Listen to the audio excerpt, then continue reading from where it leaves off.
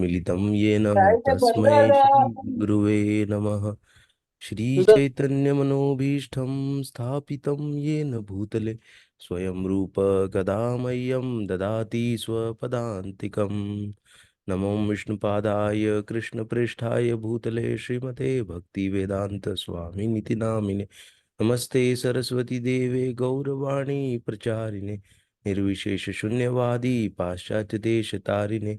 जय श्री कृष्ण चैतन्य प्रभु नित्यानंद श्री अद्वैत गदाधर श्रीवासादि गौर भक्त वृंद।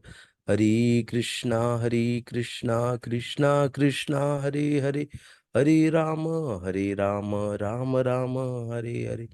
जय श्री प्रभुपाद की जय, अनंत कोटि वैष्णव वृंद की जय। हरे कृष्णा। सभी को दंडवत प्रणाम।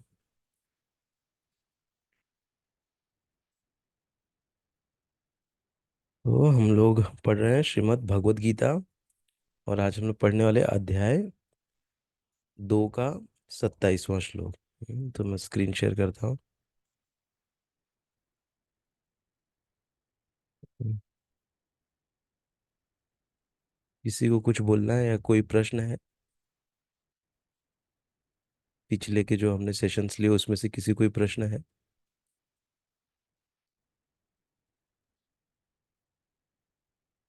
हरे कृष्ण प्रभु जी। हाँ, हरे कृष्ण माता जी। हाँ, मैंने पूछा था वो क्वेश्चन। एक दो दो तो हाँ क्या। हाँ, उसका माता जी मैं पूछ नहीं पाया किसी से। अच्छा अच्छा, मैं ढूंढ ओके भी नहीं चलेगा। पाया, मैं थोड़ा ओके, पूछ के फिर बताऊँ। थैंक चलेगा यू चलेगा। चलेगा रिमाइंड करने के लिए। चलेगा, ओके, नो प्रॉब्लम।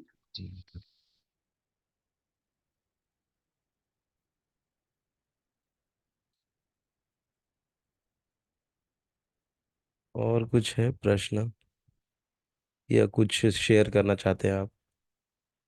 आत्मा, शरीर और परमात्मा इसी का डिस्कशन चल रहा है ना, आत्मा का हम लोग डिस्कस कर रहे हैं।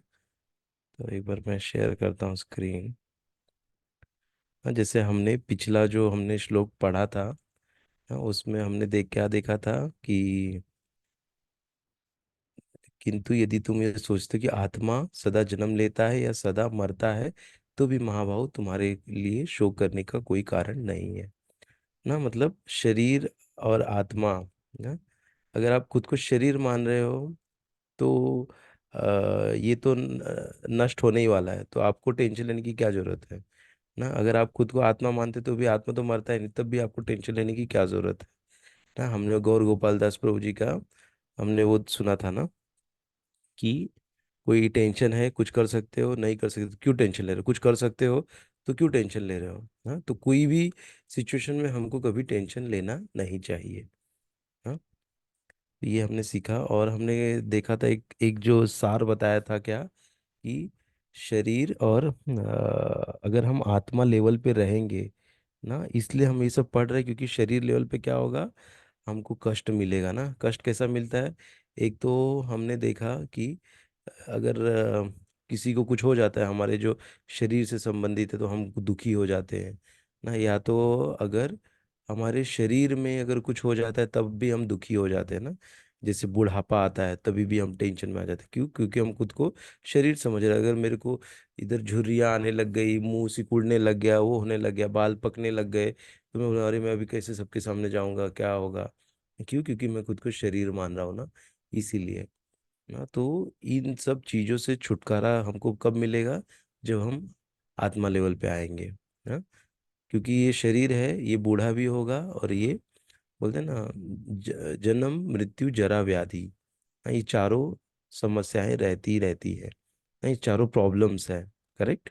ये प्रॉब्लम्स कब खत्म होंगे?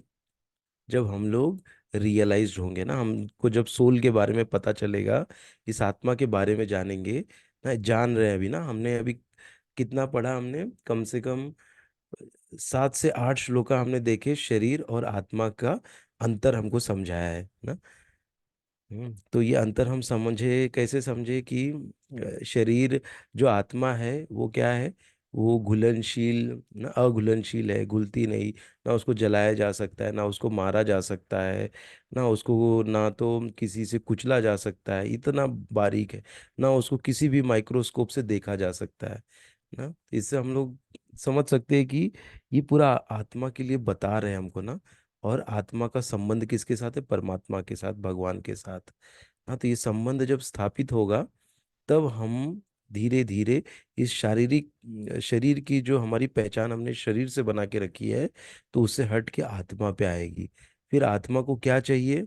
आत्मा को चाहिए भगवान के बारे में सुनना, ना उसको भागवत सुनना, और उसको हरिनाम सुनना, हरिनाम बोलना। तो ये आत्मा का खुराक है। तो जब हम उसको देने लग जाएंगे, तब हम अपने आप को आत्मा के स्तर पर महसूस करने लग जाएंगे ना। खाली ऐसा बोल के नहीं चलेगा कि मैं शरीर नहीं, मैं आत्मा हूँ ना। तो जब शरीर नहीं, आप आत्मा हो, तो आप खाना पीना क्यों खा रहे हो ना? ऐसा प्रश्न बाहर वाले पूछ देंगे हमसे, जब आप खुद को शरीर नहीं आत्मा समझते हो ना। तो आत्मा जब है, तो आत्मा की लेवल पे हमको कार्य करना है ना, जैसे भगवान का दास बन के भगवान के लिए, प्रसन्नता के लिए कार्य करना। और इससे क्या होगा कि हम शरीर और आत्मा का अंतर समझेंगे। और फिर हम जो भी शरीर, अगर शरीर में कुछ प्रॉब्लम आएगा ना, तो उससे हम खुद को तकलीफ नहीं देंगे। अरे अगर मैं ऐसा नहीं करता तो वैसा नहीं जाता, तो ऐसा नहीं होता ना। ये सब चीजें होती है ना हमारे जीवन में। अरे काश अगर मैं उधर से गई नहीं होती, तो सीढ़ी पे से मैं गिर नहीं जाती ना, मैं बची रहती। आज मुझे उधर जाना ही नहीं चाहिए था ना, हम ऐसा बोलते हैं। हम्म। तो ये जो होना है वो तो होगा ही। अभी जैसे एक कहते हैं, एक स्टोरी है ऐसे ही, कि कुछ ऐसे बैठे थे जिनका थोड़ा हाथ नहीं था एक का, और एक का देख नहीं पा रहे थे। तो वो लोग बैठे थे एक प्रवचन में। हाँ, प्रवचन चल रहा था, तो वहां पर बता रहे थे वो कि आप शरीर नहीं, आप आत्मा हो। तो जब वो लोग ने यही श्लोकों की चर्चा उस प्रवचन में हो रही थी, तो जब जो जिसका हाथ नहीं था और जिसको दिख नहीं रहा था, वो भी सुन रहे थे दोनों। और वो दोनों सुन के इतने खुश हो गए, उनको मतलब यही सुने कि ये तो खाली इसी जीवन में मुझे ये ऐसा शरीर मिला है ना, जिसमें मुझे मेरा हाथ नहीं है या पैर नहीं है या दिख नहीं रहा है। खाली इसी जीवन में मुझे झेलना है, अगला मुझे शरीर बहुत अच्छा मिलेगा। हाँ, क्यों? क्योंकि मैं आत्मा हूँ। वो लोग को आत्मा का एहसास करवाए ना, कि आत्मा कभी ना लूला होता है, ना लंगड़ा होता है, ना अंधा होता है ना। आत्मा आत्मा है, हम क्या है? आत्मा है। तो जब उनको ऐसा सुने, और उन्होंने उसको बहुत खींच लिया, उसको पकड़ लिया वो बात को। जब पकड़ लिया वो लोग ने, तो वो लोग बहुत खुश हो गए, बोले। तो वो लोग का जो दुख था कि मुझे दिखता नहीं है, मेरा हाथ नहीं है, उस दुख से निकल गए ना। मतलब उनका तुरंत वहीं पे रियलाइजेशन हो गया एक्चुअली, कहने का मतलब है ना, ऐसा है। ठीक है, तो ये भी आज का भी श्लोक उसी के ऊपर आधारित है, हम लोग पढ़ते हैं। जस्ट एक बैकग्राउंड दिया जिससे कि हम लोग समझ सके क्या चल रहा है ना।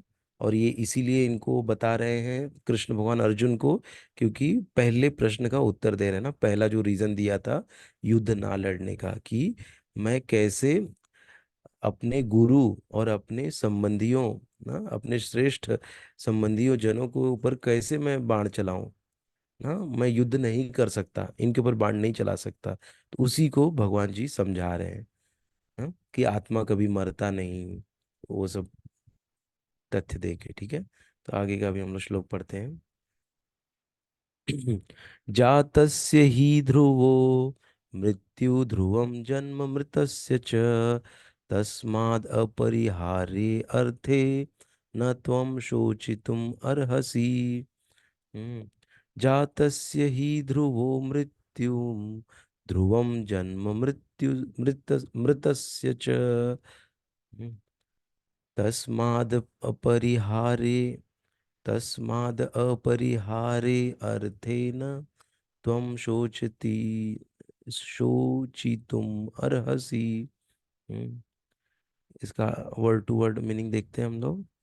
जातस्य जन्म लेने वाले की, ही निश्चय ही, ध्रुव तथ्य है, मृत्यु मृत्यु ध्रुवम यह भी तथ्य है, जन्म जन्म, मृतस्य मृत प्राणी का, च भी तस्मात् अतः, अपरिहारे जिससे बचा न जा सके, उसका, अर्थे के विषय में, नहीं, तुम शोचितुम शोक करने के लिए, अर्हसि योग्य हो ना। इसका हम लोग मीनिंग देखते हैं जिसने जन्म लिया है उसकी मृत्यु निश्चित है, और मृत्यु के पश्चात पुनर्जन्म भी निश्चित है।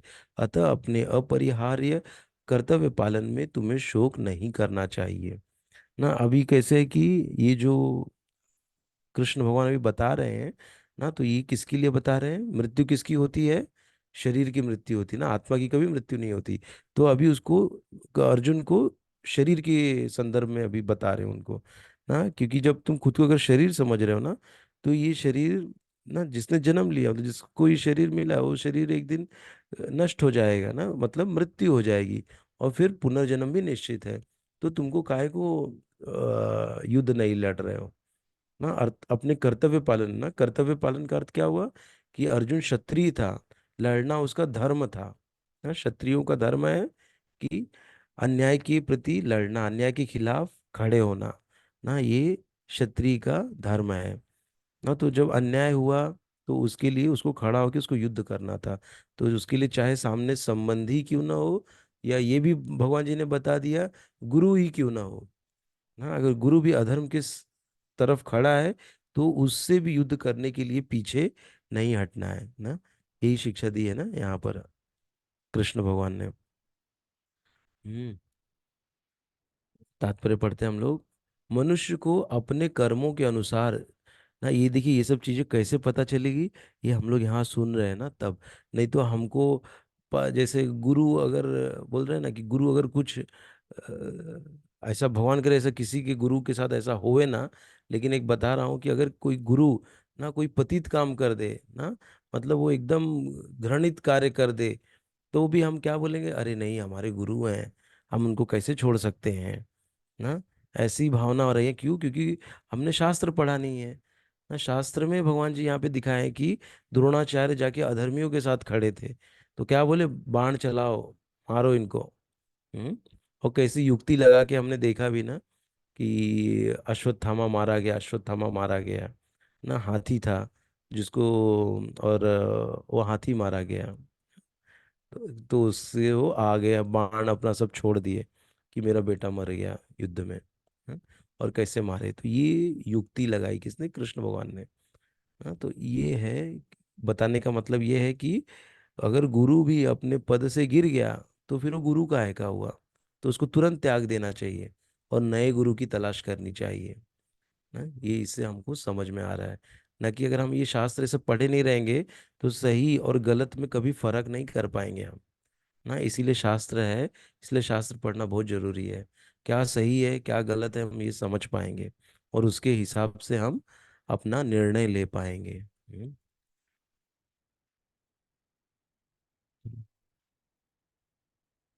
मनुष्य को अपने कर्मों के अनुसार जन्म ग्रहण करना होता है, और एक कर्म अवधि समाप्त होने पर उसे मरना होता है, जिससे वह दूसरा जन्म ले सके।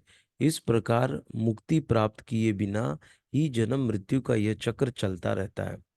जन्म मरण के इस चक्र से वृथा हत्या, वध या युद्ध का समर्थन नहीं होता, किंतु मानव समाज में शांति तथा व्यवस्था बनाए रखने के लिए हिंसा तथा युद्ध अपरिहार्य है ना, मतलब होना ही चाहिए ना, अगर शांति और व्यवस्था बनाए रखना है तो ना। नहीं तो अगर जो हिंसा कर रहे हैं, अगर उनको हमने दंड नहीं दिया, दंड देना मतलब क्या? एक टाइप का हिंसा ही हुआ ना उस जीव के प्रति। तो अगर वो सही से नहीं आ रहा है, तो उसके लिए उसको सजा, मृत्यु दंड, या उसको जो भी दंड है ना, 100 करोड़ का दंड, जो भी दंड बोल लो, वो देना जरूरी है। हम्म, व्यवस्था बनाए रखने के लिए ना? हम्म।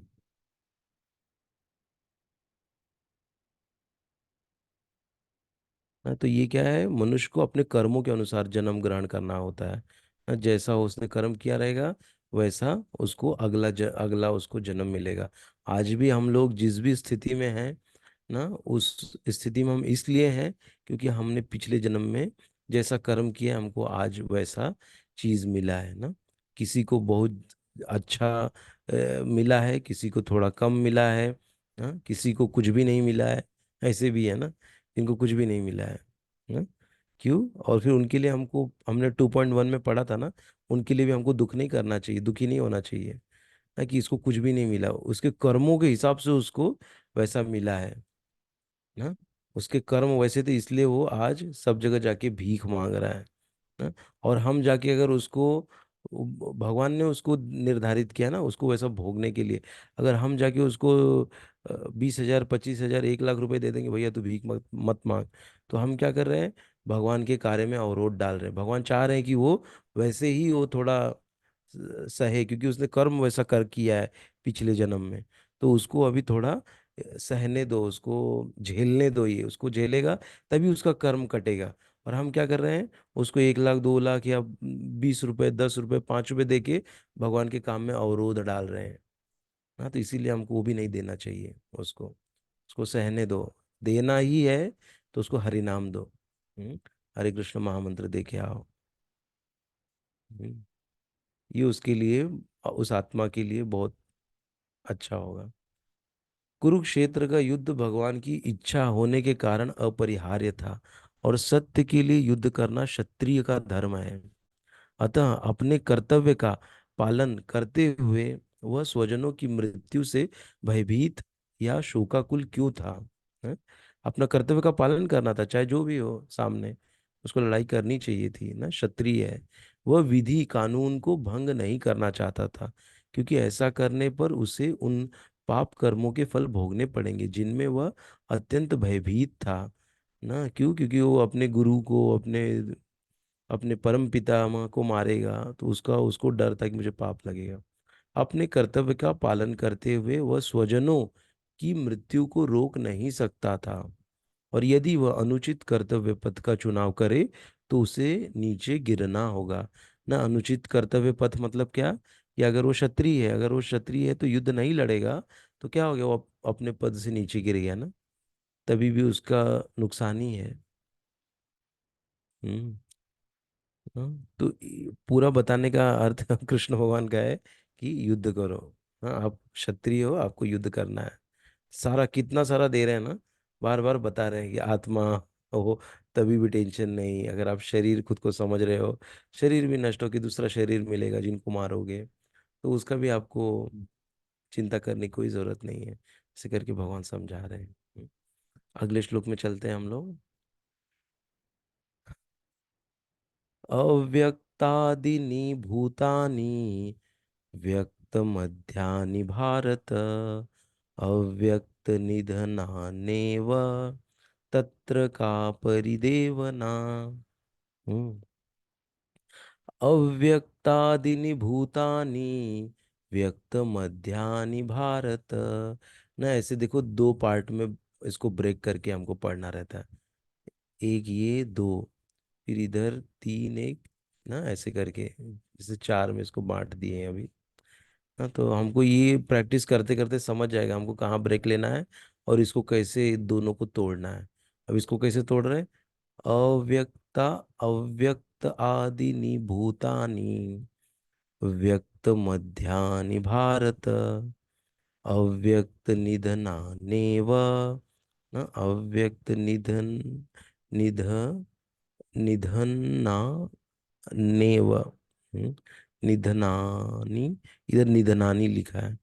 हाँ, तो निधनानी एव तत्र का परिदेवना ना। अगर ऐसा हमको टफ लगता है तो एक बगल में हमको एक इंग्लिश का भी खोल के रखना चाहिए ना, तो उसमें से पढ़ेंगे तो हमको उसमें बराबर से तोड़ के और कैसे पढ़ना है वो बताया गया, तो वो आसान रहता है ना। मैं भी आज लेके बैठा नहीं हूँ।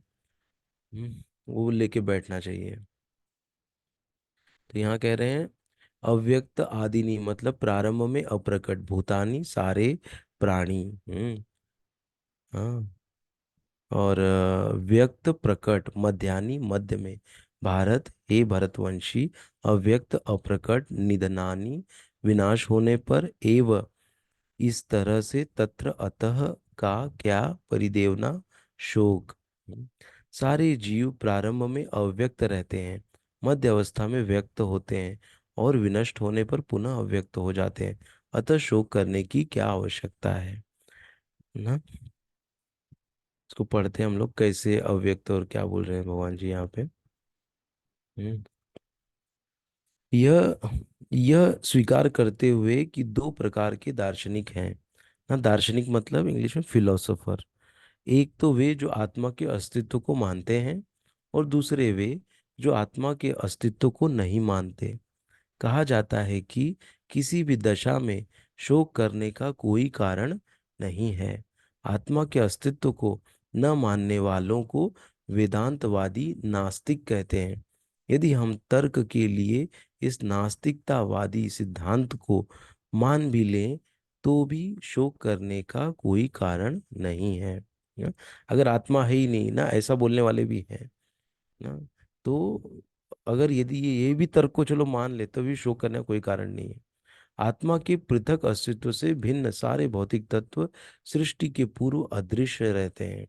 ना, जब सृष्टि के पूर्व क्या रहते हैं, भगवान सब चीजों को अपने अंदर समेट लेते हैं ना। फिर वो धीरे धीरे सब होता है। जैसे कहते हैं ना कि जब ब्रह्मा जी का रात रहता आता है ना, तो सब पूरा चीज सब अव्यक्त हो जाता है, सबको समेट लिया जाता है। फिर जब दिन होता है, तब फिर वापस से सब चीजें आती हैं ना, ऐसे। हम्म।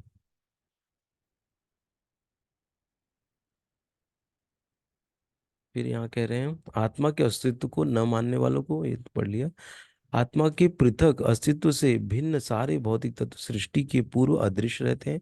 इस अदृश्य रहने की सूक्ष्म अवस्था से ही दृश्य अवस्था आती है। जिस प्रकार आकाश से वायु उत्पन्न होती है, वायु से अग्नि, अग्नि से जल और जल से पृथ्वी उत्पन्न होती है, पृथ्वी से अनेक प्रकार के पदार्थ प्रकट होते हैं ना। कैसे होता है ना, देखो यहाँ पे अभी पूरा वही दे दिया है। सूक्ष्म अवस्था से ही दृश्य अवस्था आती है, फिर आकाश से वायु उत्पन्न होती है, वायु से अग्नि, अग्नि से जल, फिर जल से पृथ्वी उत्पन्न होती है।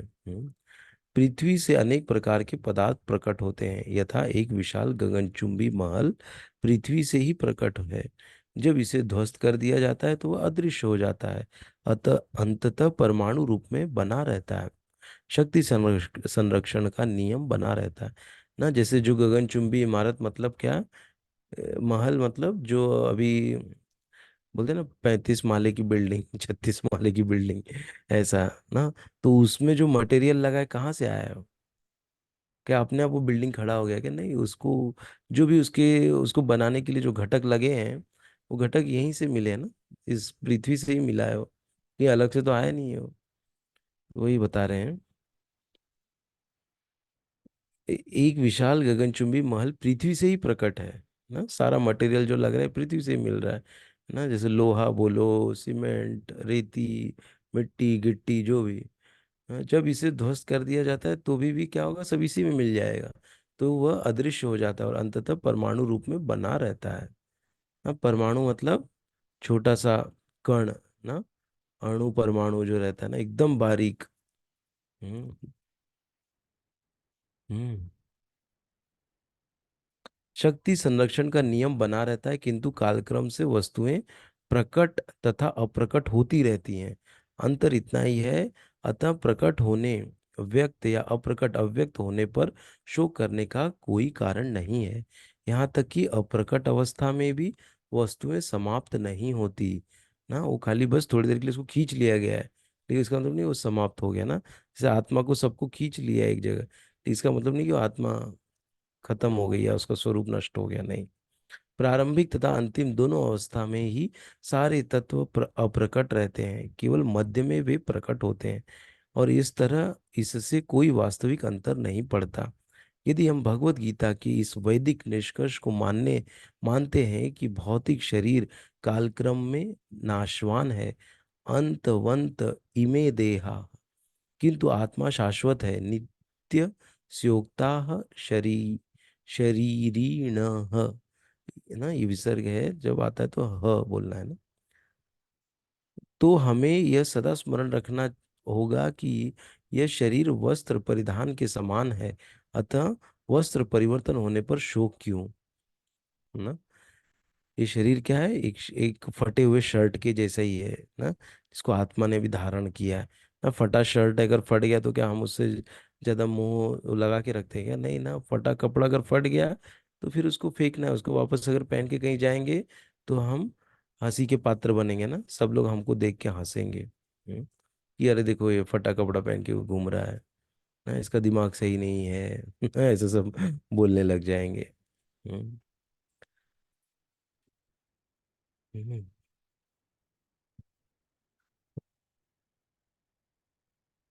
स्वप्न में हम आकाश में उड़ते या राजा की भांति रथ में। हाँ, एक सेकेंड ना। अतः वस्त्र परिवर्तन होने पर शोक क्यों? शाश्वत आत्मा की तुलना में भौतिक शरीर का कोई यथार्थ अस्तित्व नहीं होता। हाँ, यह स्वप्न के समान है। स्वप्न में हम आकाश में उड़ते हैं या राजा की भांति रथ पर आरूढ़ हो सकते हैं, किंतु जागने पर देखते हैं कि न तो आकाश है और न रथ पर है।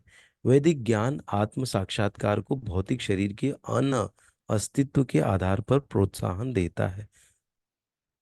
एक बार फिर से पढ़ते हैं। वैदिक ज्ञान आत्म साक्षात्कार को भौतिक शरीर के अन अस्तित्व के आधार पर प्रोत्साहन देता है ना।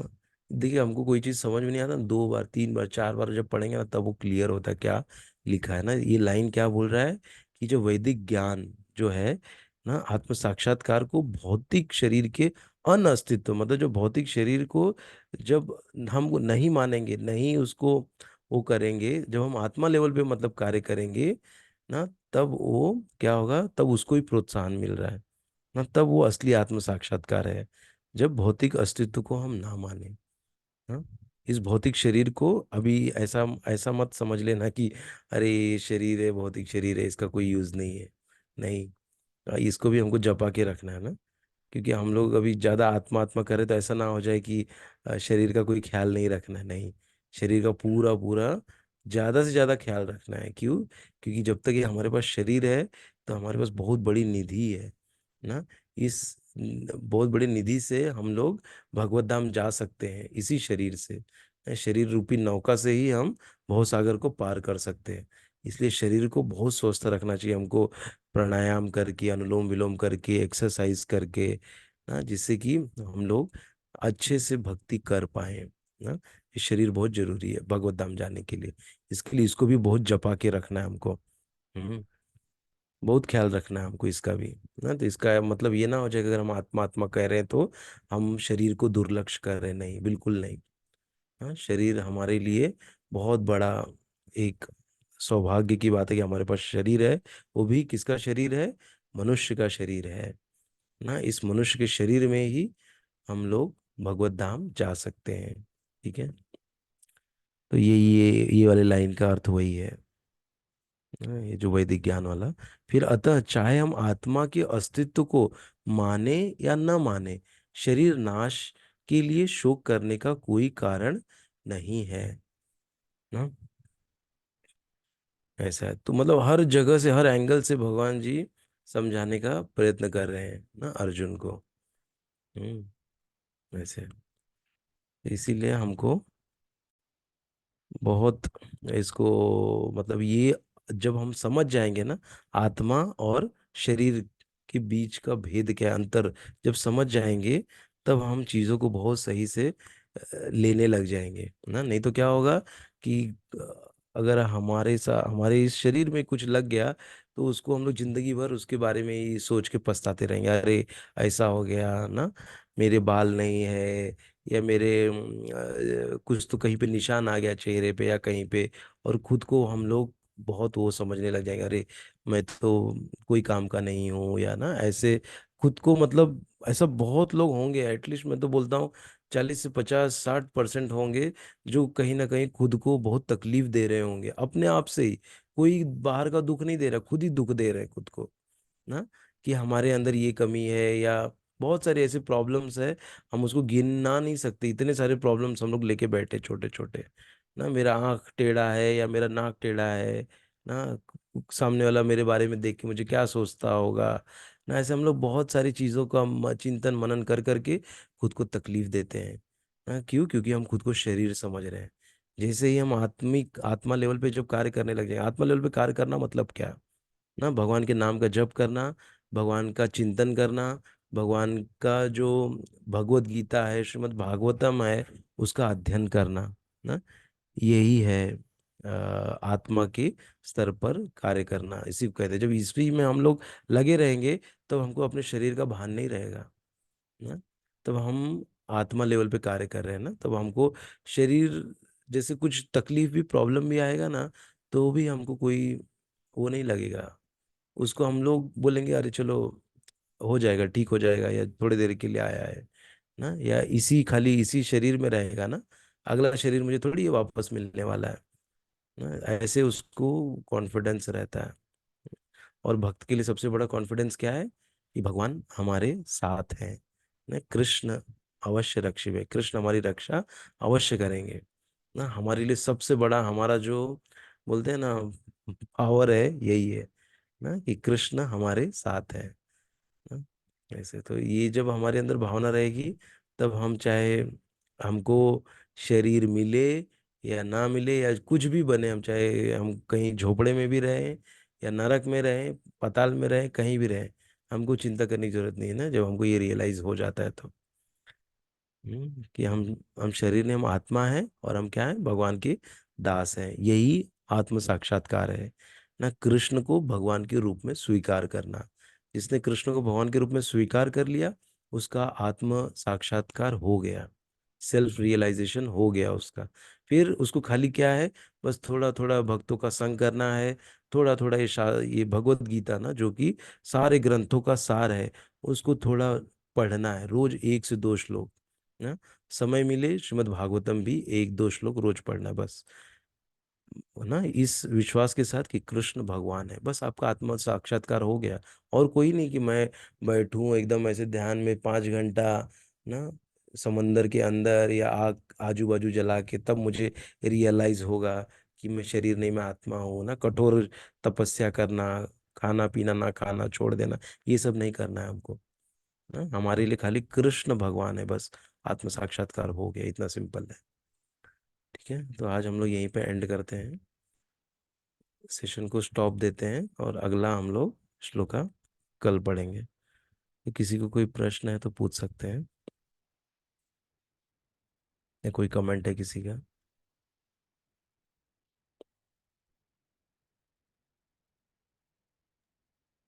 हरे कृष्ण प्रभु जी।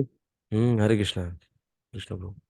प्रभु जी, एक इंसिडेंट हुआ था, 3 महीना या 4 महीना हो गया रहेगा।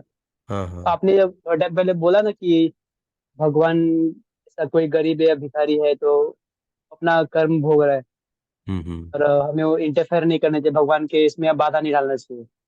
हम्म। तो वैसे ही दिमाग में था वो चीज। तो मैं ऐसा किसी को पैसे ऐसे नहीं देता हूँ। तो हम्म। हर घर मंदिर है ना, तो वो साइड का मेरा एक भाड़ा था।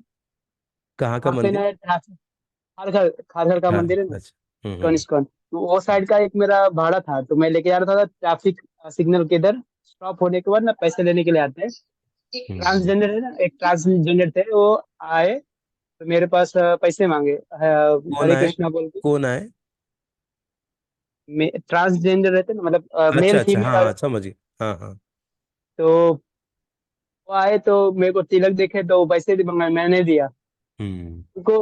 वो बोलते हैं, अरे हम भी मंदिर में जाते हैं, ऐसा ऐसा भीख नहीं मांग रहे, हमको काम धंधा नहीं इसलिए मांग रहे, ऐसा ऐसा। मैं हम्म। नहीं दिया, थोड़ा सा सिग्नल थोड़ा मैं निकल गया, और मुझे बहुत मुझे ऐसा लगा कि मेरे को देना चाहिए था, क्योंकि हम्म। भगवान का नाम मतलब बाद में मुझे पीड़ा नहीं कर रहा था, भगवान को कर रहा था कि तुम भक्तों हम्म। के नहीं दे रहा है करके। हम्म। वो थोड़ा, फिर मैं बोला रिटर्न आऊंगा तो दे दूंगा उसको, रिटर्न दिखाई भी नहीं दिया। और उसके बाद जब भी वो रोड पे जाता तो वो ध्यान में आता, मतलब ऐसा पिन हो गया ऐसा करके, कि मुझे ऐसा लगा कि देना चाहिए था। हम्म। तो लेकिन आपको आज उत्तर हरे मिला ना कृष्ण। उसका? आज उत्तर मिला ना उसका? अभी उसका उत्तर हाँ दिया? हाँ। नहीं नहीं, हाँ वो चीज ध्यान में था प्रभु। हाँ।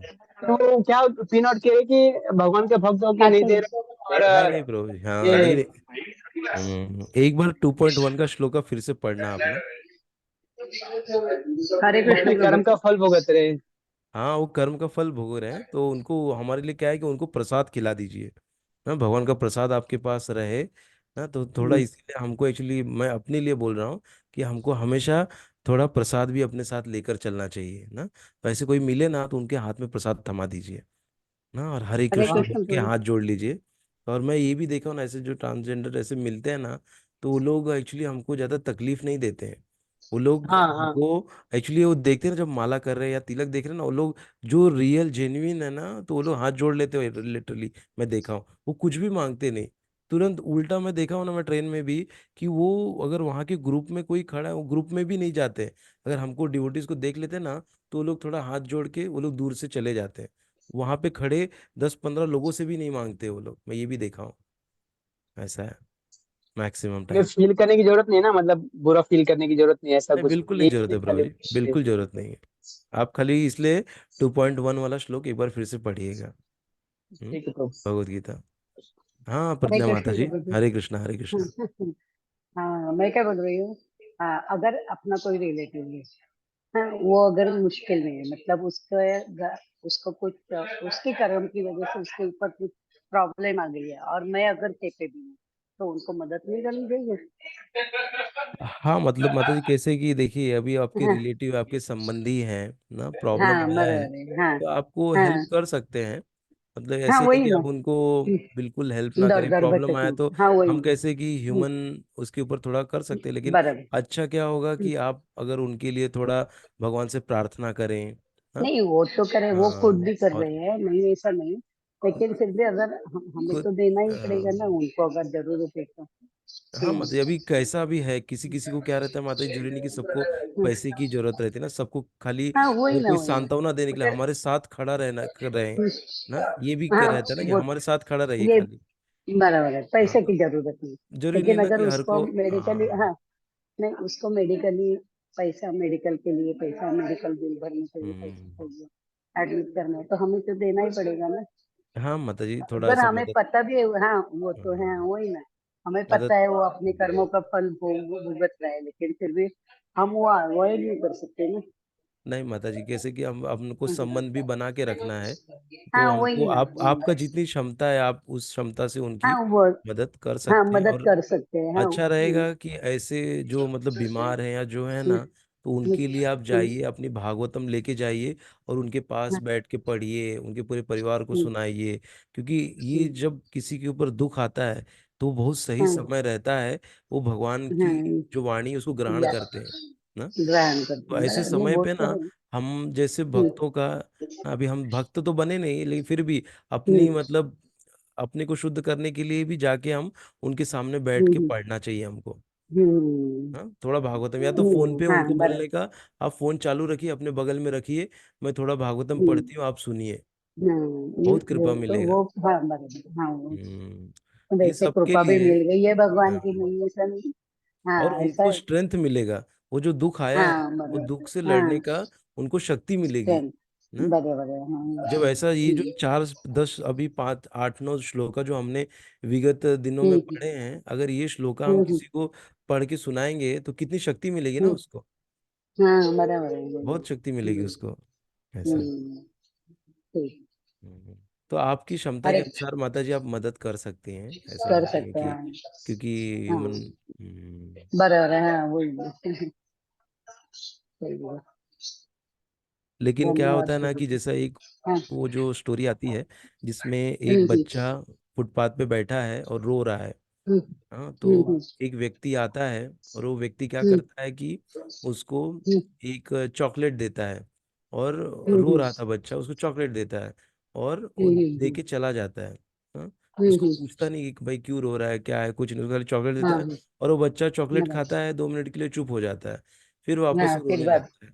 फिर हम्म, दूसरा एक व्यक्ति आता है, वो क्या करता हम्म, है कि, नहीं, पहला व्यक्ति आके उसको देख के चला जाता है, दूसरा हाँ, व्यक्ति उसको आके चॉकलेट देता है, और तीसरा हम्म, व्यक्ति आता है तो वो पूछता है कि हम्म, भाई क्यों रो रहा है। तो वो बताता है कि हाँ, मैं हाँ, हो गया हूँ, मुझे मिलने, तो थोड़ा उसको फिर पूछता हाँ, है कि कहाँ आपका घर है, कहाँ रहते हो, बताओ एरिया बताओ, तो एरिया में जाता है, तो बोलता है हाँ हम्म, मेरा घर यहाँ से वहाँ। तो उसको घर में हम्म, पहुंचा देता है उसके ना। तो हम्म, इससे क्या हो गया, तो इसमें से सबसे अच्छा व्यक्ति कौन है, तीसरा व्यक्ति, जो तीसरा व्यक्ति उस है, बराबर है, खोए हुए गुड। बच्चे को घर में पहुंचा दिया। तो ऐसे पहुंचा ही दिया, जब बराबर। आप मदद कर रहे हैं हाँ, किसी की, तो मेक श्योर करिए कि कैसे न हाँ, कैसे हाँ, करके उस आत्मा को भगवान हाँ, से कनेक्ट कर पाए, कर दें। कनेक्ट करो, हाँ? बराबर है, हाँ, वो उसको तो भगवत गीता दें साथ में, और उसको हाँ, थोड़ी बराबर। ना मदद, हम्म, मदद मतलब क्या है कि आपका खड़ा होना, कहीं हॉस्पिटल जा रहे हैं तो बोलिए बराबर। चलिए हम भी चलते हैं आपके साथ। ना। तो हम्म। ये मतलब साथ में फिर बराबर। जाते जाते थोड़ा उनको बताना भगवान के बारे में, ये कष्ट क्यों हम्म। आया है आपके जीवन में वो बताना, फिर इस कष्ट से निकलने का बराबर। उपाय क्या है ना। क्या तो है, थोड़ी फिलॉसफी बराबर। दे के हम लोग खुद का शुद्धिकरण कर सकते हैं ना, ये हमको कर अवसर सकते। मिलता है। चलिए। ठीक है ठीक। माता जी। हरे कृष्ण। हरे कृष्णा। हरे कृष्णा प्रभु जी। हाँ हरे कृष्णा माता जी। मैं मेरा एक प्रश्न है। आवाज थोड़ा धीरे आ रहा माता जी आप। मेरा एक प्रश्न है हाँ हाँ। कि मेरे को तिलक लगाती है मैं, तो कोई मेरे को प्रश्न पूछते हैं, कोई डिवोटी, डिवोटी नहीं रहते, ऐसे ही कोई मिलते हैं ना लड़की लोग के, कोई के माता जी ये तिलक लगा रहे हो, तो मेरे को थोड़ा बोलो ना कि मैं ये भक्ति में कैसे आऊँ। मेरे को भी ये आना है इस्कॉन में, ऐसा बोलती है मेरे को। तो मेरे को ऐसा लगता है, मैं उसको अच्छा गाइड करती हूँ, लेकिन मेरे को ऐसा लगता है उसकी मम्मी को पसंद नहीं आता है वो लड़की की। तो मैं हाँ। कैसे उसको, उसकी मम्मी का दुख मेरे को लगता है कि उसको क्यों ऐसा हो रहा है, कि मैं उसको, कुछ लड़की ने मेरे को पूछा है तो मैं उसको गलत तो नहीं बताएगी कि हम्म। तिलक लगाने का क्या महत्व है, इस्कॉन में आने का, माला जप करने का क्या महत्व है, वो ही सब बताती है मैं। हम्म। हाँ मतलब प्रश्न क्या है माता जी आपका फिर। बस तो मम्मी को थोड़ा ऐसा होता है कि मेरी लड़की को ये इसमें ज्वाइन कर रहे हो, यानी इस्कॉन में ज्वाइन कर रहे हो ऐसा। हाँ लेकिन आपका प्रश्न क्या है मतलब इसमें। हाँ, तो वही प्रश्न है मेरा कि उसकी मम्मी को दुख क्यों हो रहा है। मम्मी को दुख क्यों हो रहा है। हाँ, कि उसको पसंद नहीं है उसकी मम्मी को, हाँ हाँ ऐसी हाँ, तो बात। दुख तो होगा ही ना माता जी। अभी कैसे रहता है कि अभी हमारी भी जो माँ थी, हमारी भी पत्नी थी, सबको तो दुख तो होता ही है ना जब कोई भक्ति में जाता है ना। तो जो उसके संबंधी है सबसे पहले उनको ही दुख होता है कि अरे ये तो अलग ही चल रहा है, अभी तो लहसुन कांदा छोड़ दिया है ना, ये छोड़ दिया है, ऐसा कर रहा है वैसा कर रहा है ना, तो ये सब आता है। लेकिन जो आप बता रही हैं जिस, कृपया सब लोग म्यूट कर दीजिए एक बार। तो जो जो जो भी बेटी है, जो भी लड़की है आप बोल रहे हैं जिनको, जिनकी माता, तो वो लड़की को बोलना है कि आपको जो भक्ति कर रहे हैं उसको बहुत ही गुह्य रूप से करना है ना, उसको छुपा के करना है।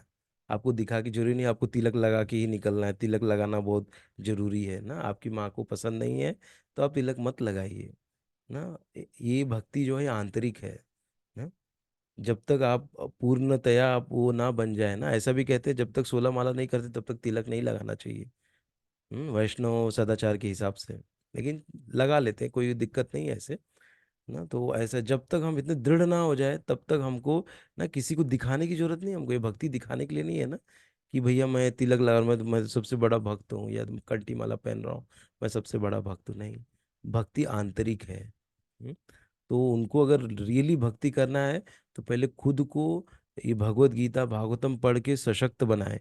और जब सशक्त सशक्त बनेंगे, सारे नियमों का पालन करेंगे, भगवान को भोग लगाएं, अपने माँ को अपने पिता को सबको खिलाएं। प्रसाद खाने से उनके माँ का भी जो वो है वो चेंज हो जाएगा ना। ऐसे बहुत बहुत सारे एग्जाम्पल्स हैं ना। सबके हृदय परिवर्तन हो जाता है जब प्रसाद खाने से। पहले खुद के ऊपर फोकस करना, ये ना कि हमारी माँ बहुत हमको चिल्ला रही है वो कर रही है ना माता जी। ऐसा है। तो आप उनको सलाह दीजिए कि आप पहले अच्छे से इस भक्ति करिए, ऑटोमेटिक आपकी पूरी परिवार, आपका पूरा निकट परिवार और आपका पूरा गांव पूरा भक्त बनने वाला है आगे चल के। इतनी भक्ति में शक्ति है। हरे हम्म। कृष्णा प्रभु जी। आप कहाँ से ज्वाइन किए माता जी।